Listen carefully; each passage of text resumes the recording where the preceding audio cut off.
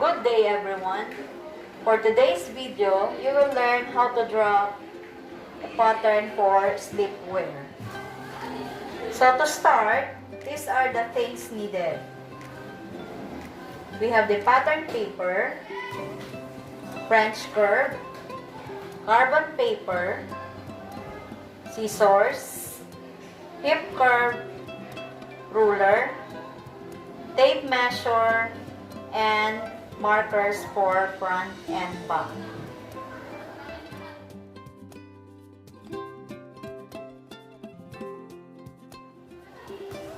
Let's start drafting the top portion of the sleepwear, which is the blouse.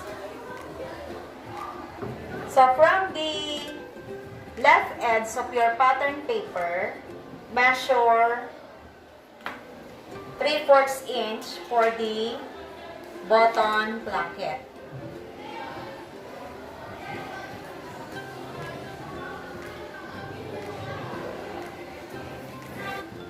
Then draw a vertical line. And then from the top edge of your pattern paper, measure 1.5 inches. And draw a horizontal line. So this will be the basis of your pattern. Then mark the corner A as your starting point. From point A downward,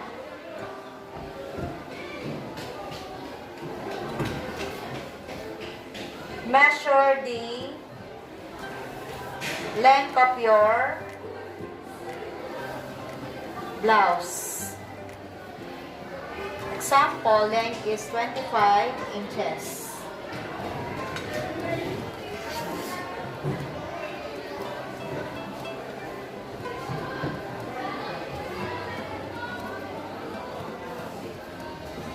Then project your line to the right. So this is now your point B.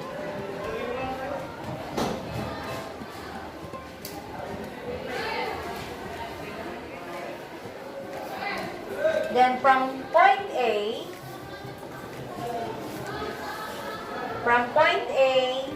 to the right, measure 3 inches as your neck width. So this is point C.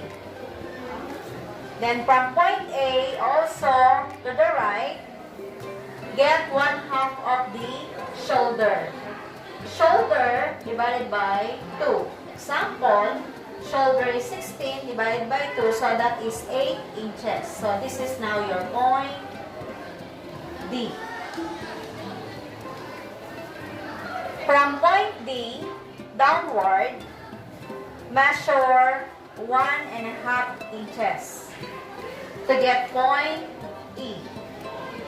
So this is the slope of your front shoulder. So connect point C to E with a diagonal line.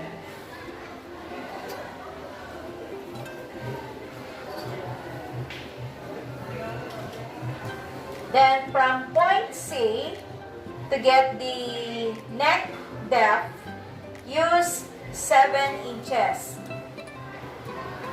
You can make it deeper, so you can use up to 8 inches. So from point C, in line with point A, position your tape measure diagonally. Then mark 7 inches. So this is now your point F. Connect point C to F with a diagonal line. Since we are making a V-shaped neckline without collar. From point E, draw a slight diagonal line for the shape of the armhole of the front. A to G, 1/2 of the armhole. Armhole example is 20 inches divided by 2, so that is 10. So this is now your point G. Then project point G to the right.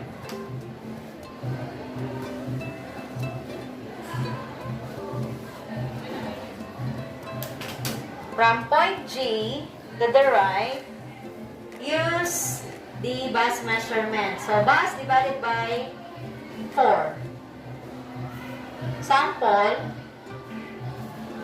39 divided by 4, so that is 9 3/4, plus 1 inch for the easing allowance. And then, so this is point H. G to H is the same as point B to I, plus 1 inch. So if this is 10 3/4, so you just bring down the measurement up to the blouse length, plus 1 to make it 11 3/4. So this is point I. Then connect H to I.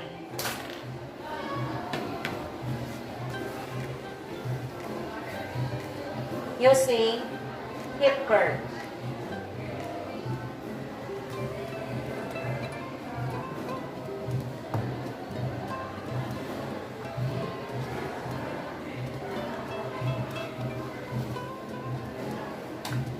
And then, for the armhole of the front, we need to get the exact armhole measurement, half of the front armhole.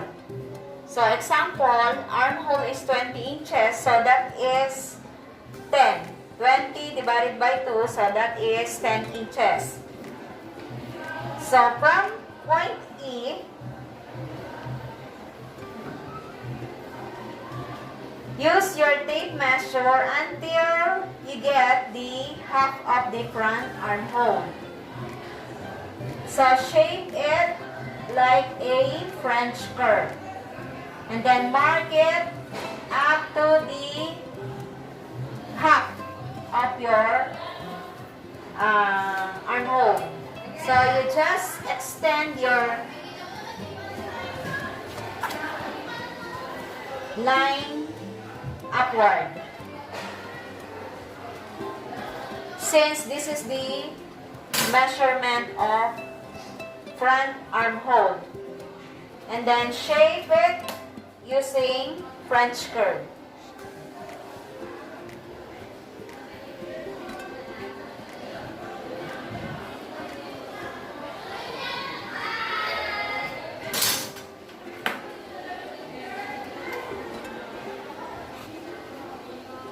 Okay, so this is now your front for sleepwear. The top front of your sleepwear. So to drop the back pattern, we will use another marking pen to separate the back. So to drop the back pattern, we need to use the front pattern. So let's start with the back neckline. So we'll use numbers instead of letters. So from point A,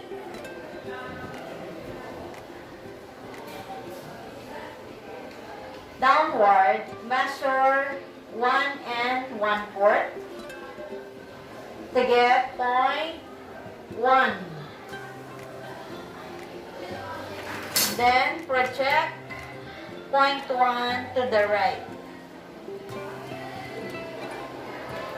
Then shape the back neckline using French curve.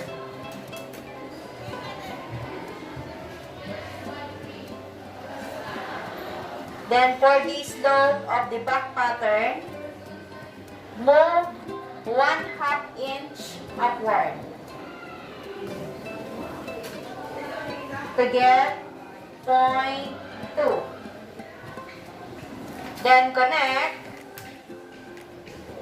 C to point 2 with a diagonal line. And then for the back armhole, get the center of the front armhole and move 1/2 inch. So this is point 3. Then move 1/2 inch outward. Then shape the back armhole passing point .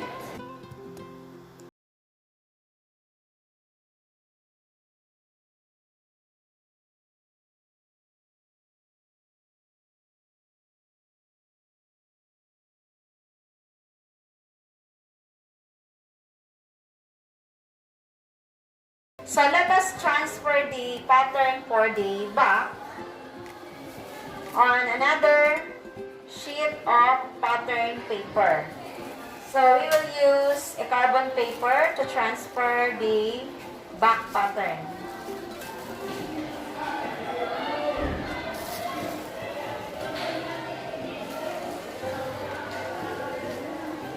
So you just place a carbon paper between your pattern paper to trace all the markings for the back pattern.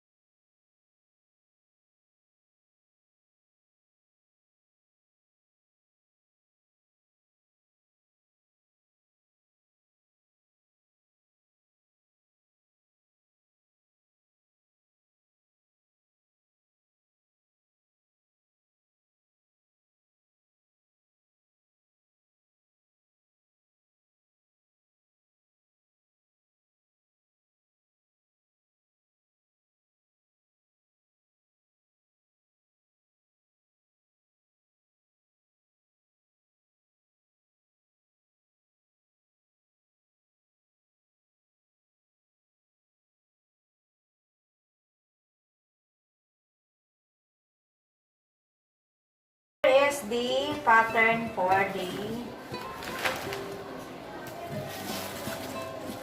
back part.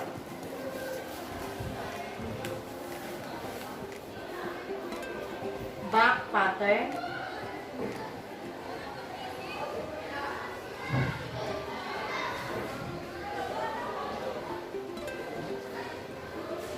This part is center fold.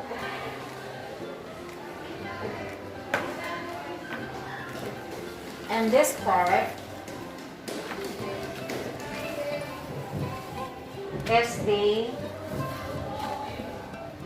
front pattern.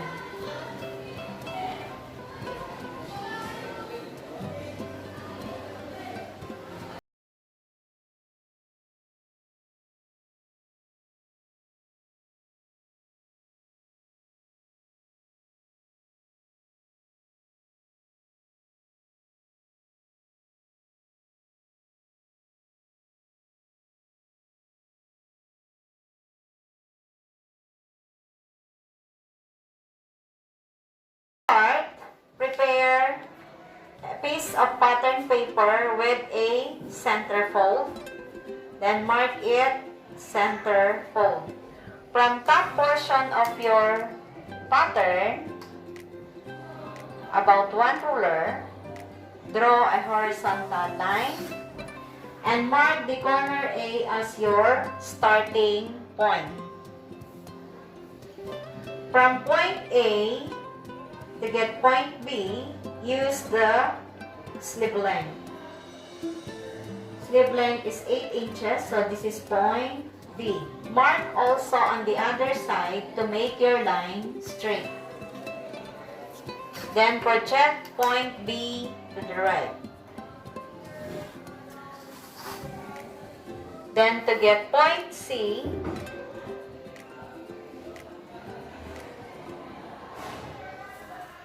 from point B, measure 1.5 inches.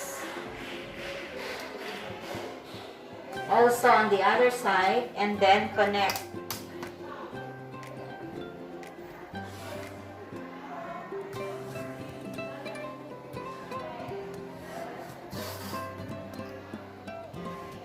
Then from point B upward, to get point D, measure 3 inches. So this is point D. Then also 3 inches on the other side. Then connect.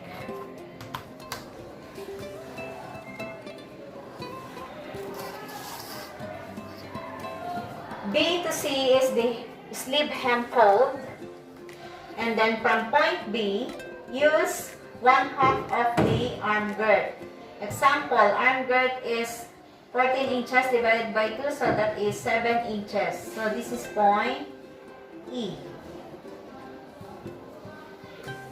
To get point F, from point A and line with point B, use the armhole. Armhole divided by 2 minus 1/2 inch. So armhole is 20 inches divided by 2, so that is 10 minus 1/2, that is 9.5. So this is point F. Connect point F to point E.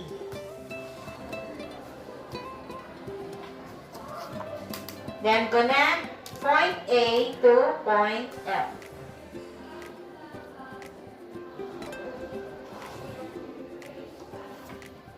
Divide point A to point F into 4 equal parts. So fold your tape measure into 2 to get the center. And then another fold.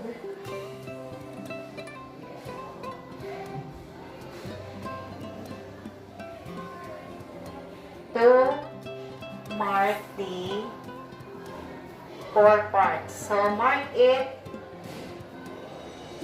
G, H, I. Get the center of H and I and mark it point J.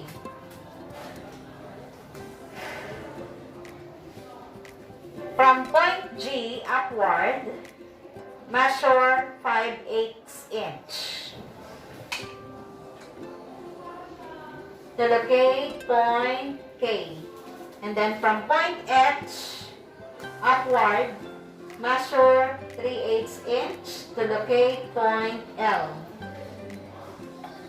Then from point I downward, measure 1/4 inch to get point M. Then shape the cap portion of the sleeve using French curve, passing over line A, K, L, to J.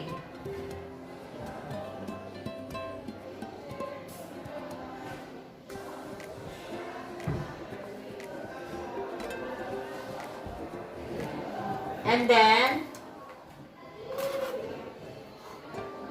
connect to point M to F. Just reverse your French curve from here and then like this. So this is now your sleeve.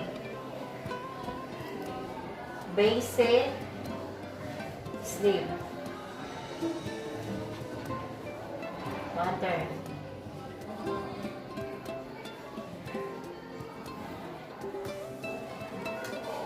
So make the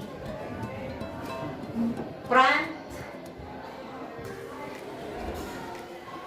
cup portion about 3/8 inch deeper from the back. Then reverse your French curve.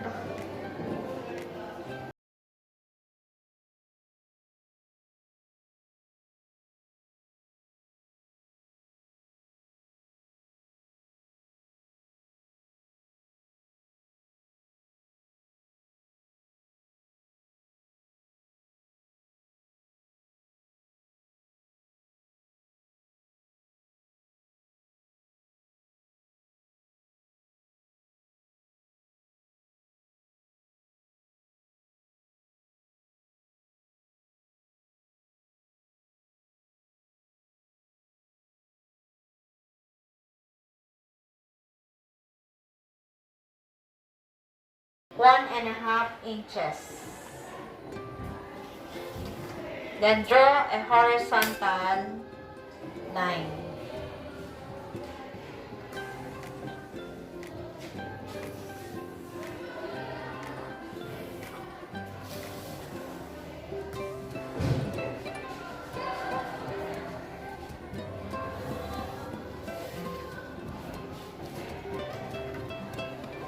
Then follow the center fold of your pattern.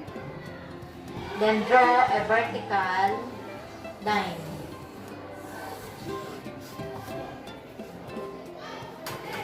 Mark the corner A as your starting point.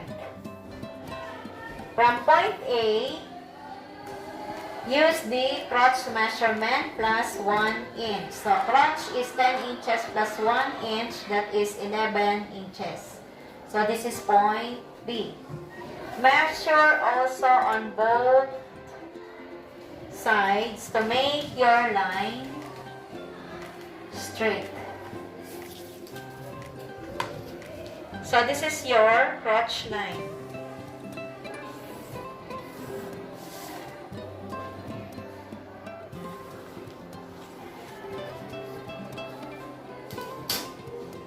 Then from point A downward, use the short's length. Short's length is 15 inches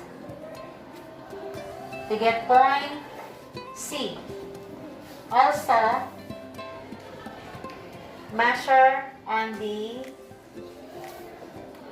other side to draw a straight line.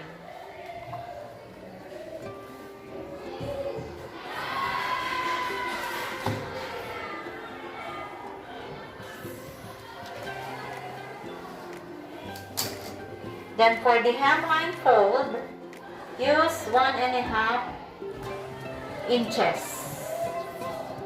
to get point D.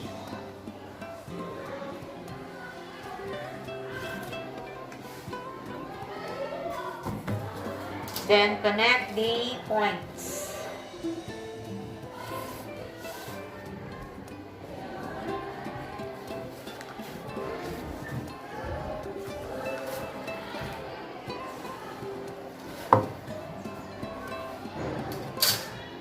From point B to the right, use the hip measurement. Example, 41 divided by 4, so that is 10 and 1/4 inches plus 3 inches for the elastic band.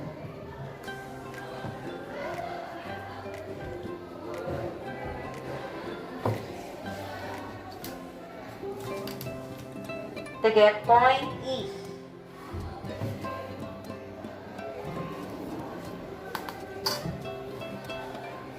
So B to E is the same as point A to F. So you just bring the measurements upward to locate point F. Then connect.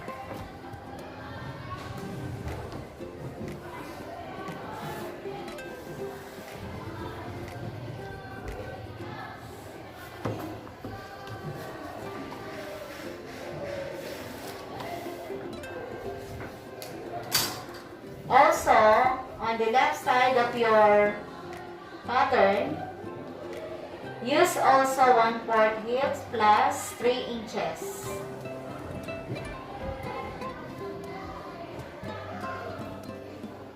To locate point G. And then B to G is the same as A to H.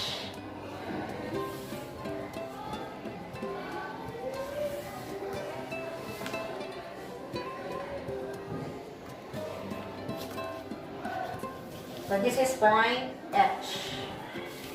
Connect point G to H. So we have now a rectangular shape. So B to E, A to F, B to G, A to H are the same measurements. 1/4 of the hips plus 3 inches for elastic band. And then extend your point G outward. Also your point E for the crotch. So let us mark our pattern. So this is the front part. And this is the back. Since we are making a shirts without a side seam. Then from point E to the right, measure 2.5 inches. To get point I. Then from point E upward, measure 3 inches to get point J. So shape the front crotch using French curve.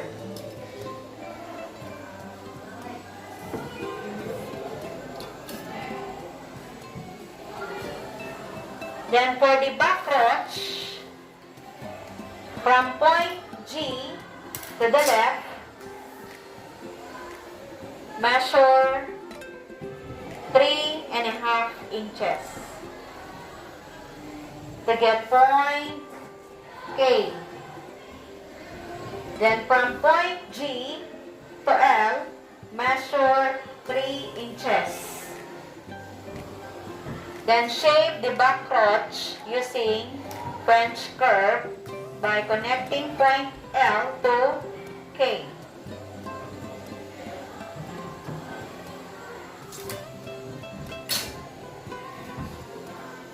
Then for the bottom width, you can use your own bottom width or you can adjust the measurement of the hips by 1 inch. Example, the measurement of K to B is 16.5. So you transfer this measurement and then minus 1.5 inches to get point M. So let us extend our point C and then connect K to M. Then do it on the other side. So again, measure B to I. So 15.5. Bring it down to line C minus 1.5 inches. So that is 14. So extend your line C. So this is point N. Then connect N to I.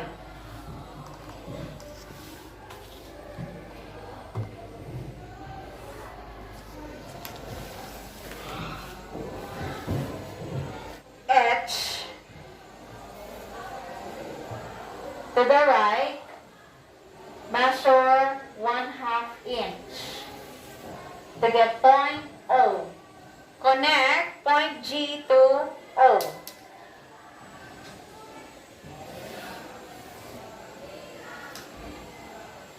Then from point O, measure 1 inch upward to get point P. Connect point P to F. So this is our back part. Back part waist is higher than the front part.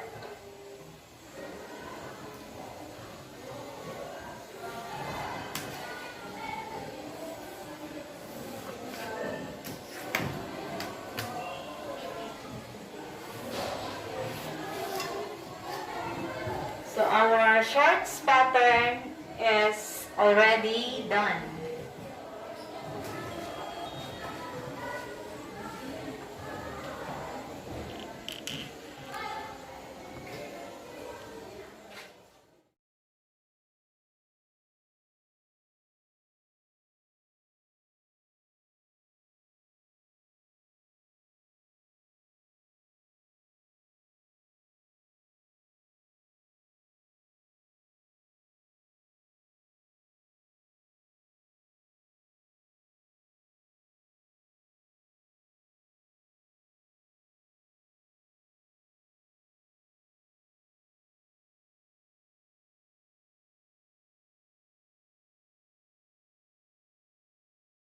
So this is our basic shorts